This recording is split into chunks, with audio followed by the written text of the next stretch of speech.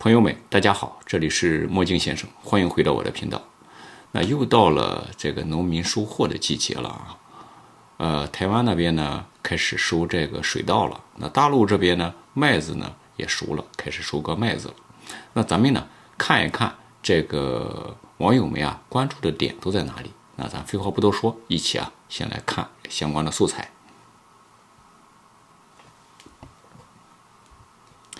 你看看啊，这个是22个小时前这个作者发布的这个短视频啊，这是台湾的水稻啊。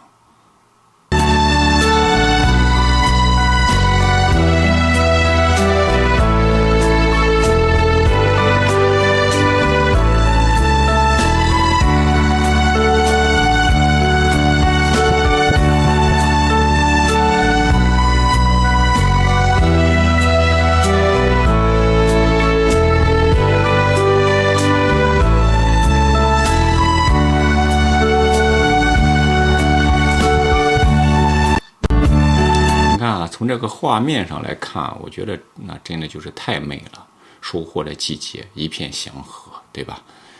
然后呢，咱看一看这条影片的评论区啊，也有数百位网友的评论啊，看一看他们关注的点都在哪里啊。今年的稻谷得收了，现在大陆农村也用收割机了。大陆2元98一斤大米是啥？2元98一斤是啥意思？2.98吧，不到3块钱嘛，那就是。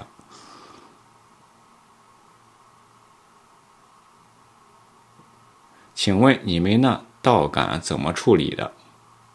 普通人可以去转一圈吗？台湾地区也种水稻呀。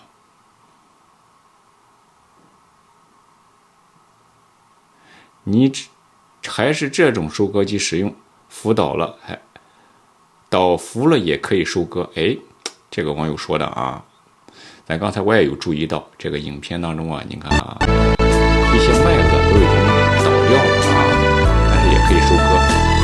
你看啊，右侧这个左侧这一块，是不是水稻感觉也是倒伏了啊，就倒下了。然后我为什么说这个重要呢？因为接下来啊，我会给大家看一些这个大陆现在北方收麦子的场景啊，也面临着这个问题。那个就闹出了一些丑闻啊，可以说，咱先看这个啊，那个放到后面啊，咱慢慢看。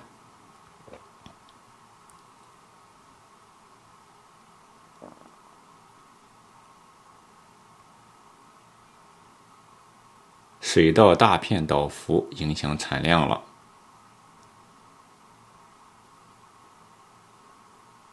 这应该是安徽出的旧宝田吧？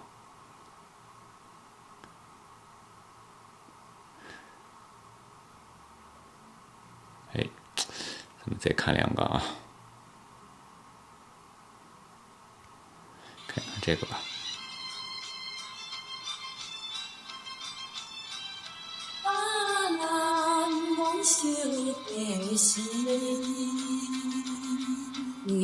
为着环境，活动来完成，彼段永远难忘的恋情。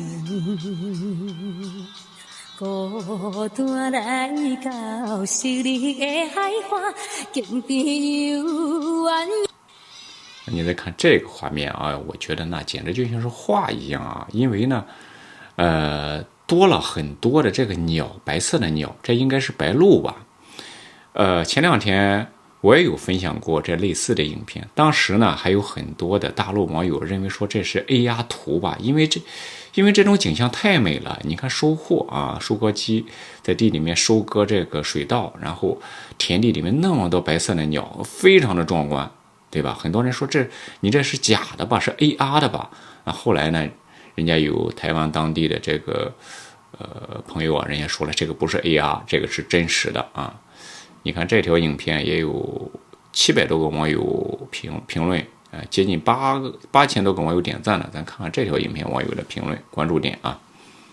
台湾有农民吗？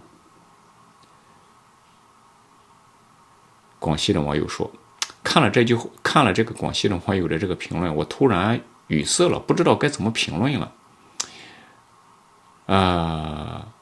很多大陆朋友啊，经常喊人家台湾，说是这个井蛙，井底之蛙啊。那你看啊，就这个广西的网友，台湾有农民吗？这话真的不知道怎么接了啊！突然我怼都不知道怎么怼了啊！接着往下看啊，大陆现在也有很多白鹭啊。你看看这个网友，台湾什么时候回归？这广西的网友啊，也是让我非常的无语啊！人家就是分享一个这个农民收割水稻的这么一个场景，你关心人家什么时候回归？我想问一问，回不回归？什么时候回归？跟你有1毛钱关系吗？就台湾回归了，这个怎么着？上面是能给你家发几套房啊，还是这个怎么样子？还是你的工资啊能翻几番？那跟你有毛线关系啊！哎呀，我就真服了这些网友啊！水稻还成熟了吗？收割技巧，和谐的场景，好美好美！你看啊，对呀，我觉得这个场景挺美的啊。什么牌子的收割机？养马，日本的啊，这个咱就不了解了啊。有了解的朋友啊，也可以说一下啊。最后一个没有污染的好地方啊，别大惊小怪啊，生态不是一般的好啊。什么叫绿色食品？那这算不算呢？啊，我简单的说一下我的这个观点啊，不一定对啊。你看啊，首先呢，这个影片里面有这么多的鸟，那鸟在干嘛呢？它肯定不是无缘无故的就在地里面的。那我分析，要么呢就是这地里面有这个鸟的食物啊，那应该比如说虫子呀，或者什么的呀，对吧？又或者是这个水稻粒有没有可能？我觉得可能是虫子可能性比较多，这鸟都在田地里面捕捉这个食物来吃啊。那么为什么会有很多？如果说是这个样子的话啊，那么为什么会有很多虫子呢？那可不可以理解为就是台湾在农业上用的这个农药比较的少，或者说甚至于就没有农药，对吧？因为你如果说农药比较多，那就没有虫子了嘛，都被这个农药给打死了嘛，对吧？那么是不是可以得出一个结论，那就是台湾的这个农产品啊，相对来说也比较的绿色，比较的环保，不像大陆这边你看啊，现在就是说庄稼地里面很少有草，也很少有这些虫子啊什么之类的了。我记得啊，就是我很小的时候啊，那个庄稼地里面也是有很多那种蚂蚱呀之类的东西啊，现在就很少见了啊。到这个话题就没法展开讲了啊，咱就不展开讲了。那好了，咱们呀看一看这个大陆啊收麦子的场景啊。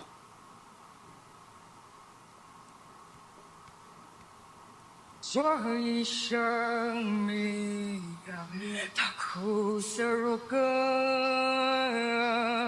像不像看花海盛开？这一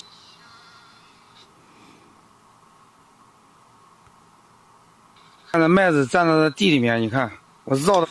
你看啊，这是我在看这个麦子的时候啊，我就看到一个丑闻，这是就是这一段时间关于襄阳的啊，叫做歌祀陪舞啊。一开始我还没有弄明白什么叫歌祀陪舞，但是随着我这个看的这个素材多了起来，我就明白了。哎呀，这就使我想起来那句话叫什么呢？你听没听过这句话？有的时候啊，真的是可怜之人必有可恨之处啊。这句话也不是没有道理的啊。那咱就简单的看一下，一个收割机都没有。你看，这麦子没有收割机。昨天晚上他妈的，我们这边的麦子不好割，他妈收割机连夜都跑到河南去了。你看这么好的麦子，一个收割机都没有。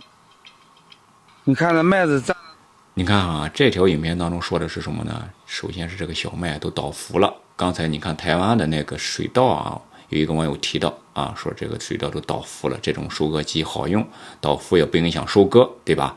那这个你看大陆这麦子也倒了，但是呢这收割机都跑了啊，没有人来收，因为可能不好收啊。这条影片讲究就是这个，但是实际上这个是主要的原因吗？我看了看，好像还真不是。你先看一看这个。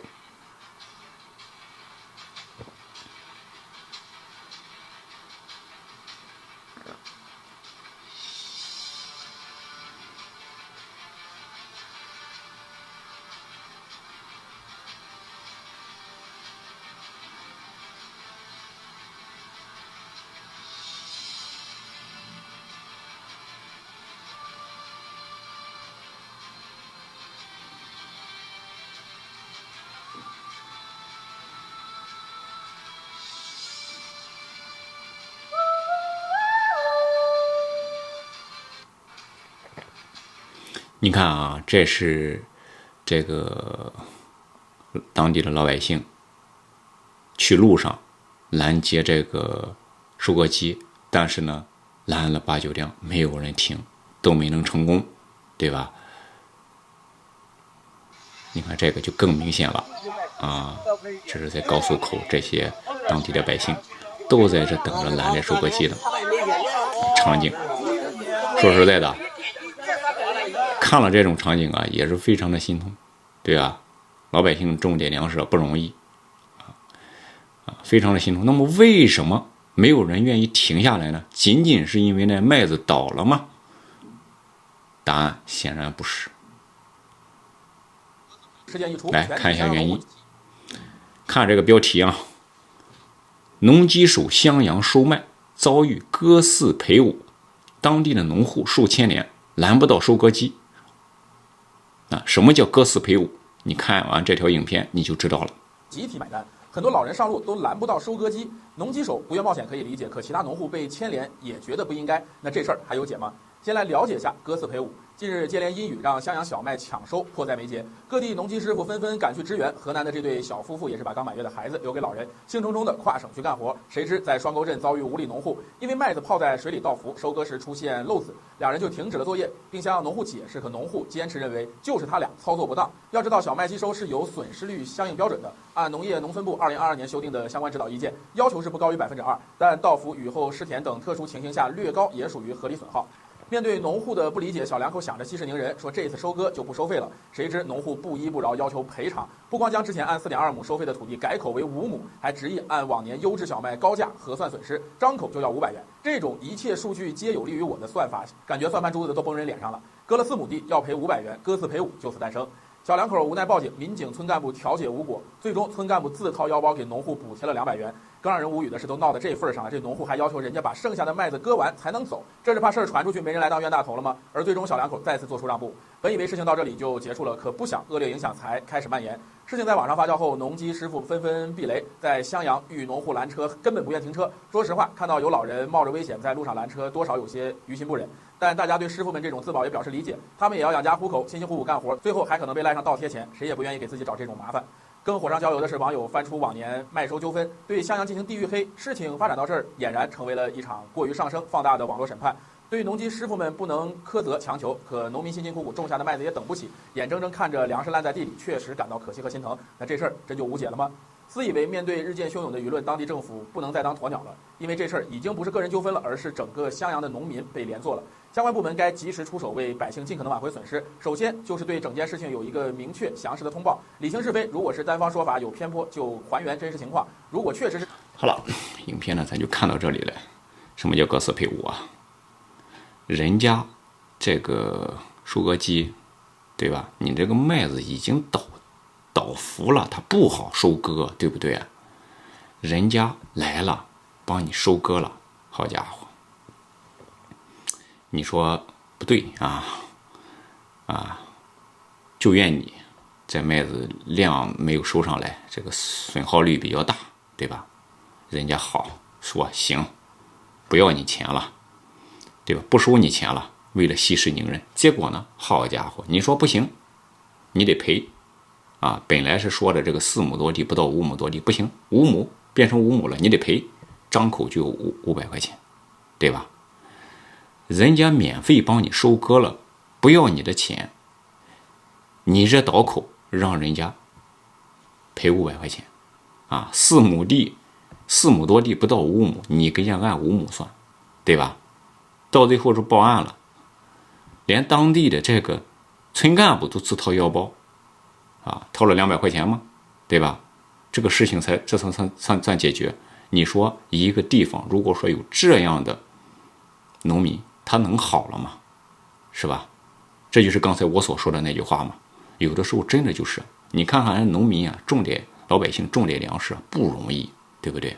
不容易。但是当你看到这样的事情发生，你还觉得他们不容易吗？我就脑海当中就想起那句话，真的就是可怜之人必有可恨之处。但是关键是什么呢？就是因为你这一只老鼠坏了一锅米，对不对？坏了一锅米。那好了，今天的影片呢，咱们就分享到这。没有订阅关注咱们频道的朋友啊，可以订阅关注一下。那也感谢您的收看，咱们呢下期影片再见。